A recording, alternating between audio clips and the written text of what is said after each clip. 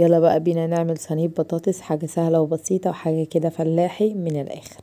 ويلا بينا نبدأ. اول حاجة انا جبت دول كانوا حوالي 6 بطاطسات. انا مش عارفة قد ايه بالظبط علشان انا جبتهم كده من السلة من عندي، فمش عارفة دول كيلو او قد ايه. المهم ان هم 6 بطاطسات، يكونوا وسط او كبيرة مش مهم، اللي موجود عندك اعمليه، اي حاجة بتقضي الغرض. وطبعا زي ما انت شايفة كده انا همسكهم كلهم واقشرهم زي ما انت شايفة كده، وطبعا هديها اول غسلة وبعد كده راح احطها في مية لحد ما اخلص الحاجة التانية اللي انا هعملها قدامكم دلوقتي. بس اهم حاجة متنسوش تحطوا لايك وتكتبوا لنا رأيكم في التعليقات، وتصلوا على النبي طبعا في التعليقات اهم حاجة. وخلاص كده انا شطفتها وحطيتها في شوية مية، وجبت بصلتين يكونوا وسط كده او اي بصل برضو عندك، مش مهم حاجة محددة، الموجود عندك اعمليه. احنا القناة بتاعتي او الصفحة بتاعتي بتقدم وصفات على قد الايد، الموجود عندك اعمليه، مش لازم اللي انا بحطه او اللي انا بعمله بالظبط، ممكن تحط حاجة مقاربة ليها.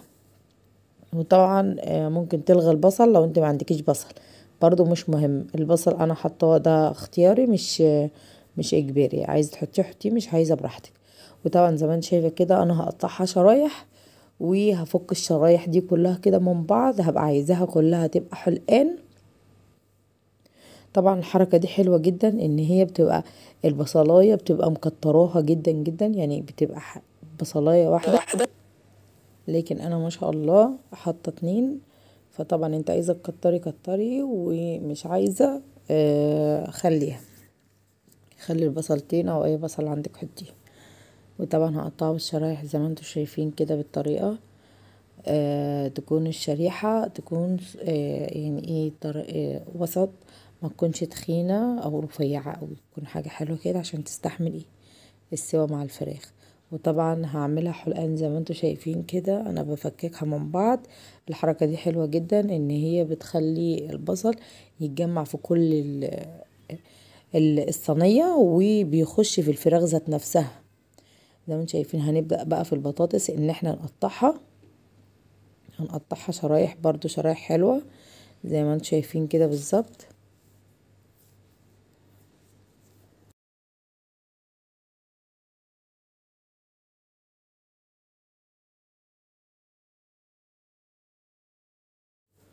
وخلاص كده خلصتها، وهبتدي بقى ان انا اركنها، وهجيب الصينية وهبتدي انزل بالبطاطس، وبعد كده هنزل بالبصل، وهجيب يعني هنزل بالبصل كله، هروح عاملاه كله كده زي ما انتم شايفين.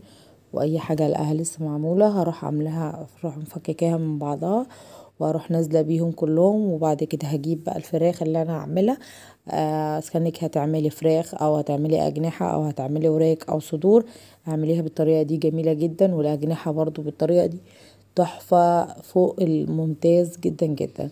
والمره الجايه هعمل لكم برضو بتاع الاجنحه وهوريه لكم. وطبعا زي ما انتم شايفين كده انا حطيتهم، وهنزل بقى بالبهارات. انا حطيت معلقه ملح صغننة مش كبيرة، وهبتدي بقى نزلت بواحدة قرفة. القرفة دي بتدي طعم للفراخ وللأكل حاجة عظمة بجد. وبعد كده هنزل بمعلقة ونص من الفلفل الأسود، وهنزل بنص معلقة بهارات فراخ، ونص معلقة كزبرة. وهبتدي ان انا انزل بكام واحدة حبهان كده، وهبتدي ان انا افتحهم بالشكل ده. معرفتيش تفتحيها بايدك، افتحيها بالسكينة او سنتك كده. وبعد كده هروح جايبة معلقة جبس رمان. طبعا ما عندكيش جبس رمان ده اختياري برضو مش اجباري، انا بقول ان هو بيدي طعم جدا، يعني طعم حلو جدا جدا لصينية الفراخ، بيخليها يعني طعم فوق الممتاز. فلو ما عندكيش عادي ممكن تستغنى عنه. وهبتدي بقى انا اديهم تقليبه زي ما انت شايفه كده، هقلبهم كلهم في بعض. وخلاص كده خلصتهم، وكان عندي شويه صلصه في الفريزر طلعتها يا دوبك، بس اديتها تسخين ان هي تفك من بعضها. إيه كنت عاملاها ببصلايه وكده، وهي دي التتبيله زي ما انتم شايفين كده. وهبتدي ان انا اجيب ميه سخنه مطرح الصلصه، وهروح نازله برضو بيها على الوش كده، وهبتدي بقى ان انا اسيبها زي ما هي، وهروح واخدها على النار، احطها بالظبط على النار نص ساعة، 25 دقيقة او نص ساعة بالكتير. وتكون النار وسط، ما تكونش عالية، تكون وسط. وبعد كده اول ما تلاقيها اخدت غلوتين 3 غلوات، وبعد كده تروحي موطياها تخليها على نار شمعة. زي ما انت شايفة كده هي بتغلي والنار عليها، يعني يعتبر ان هي شمعة مش عالية خالص. وطبعا هسيبها كده لمدة زي ما قلت لكم من 25 لنص ساعة. طبعا هتعرفي ازاي ان الفراخ استوت معاكي، من عند الورك من تحت كده، اما تلاقيه ساب من بعضه تعرفي ان الورك خلاص معاكي استوى وبقى زي الكرمان زي ما انت شايفة.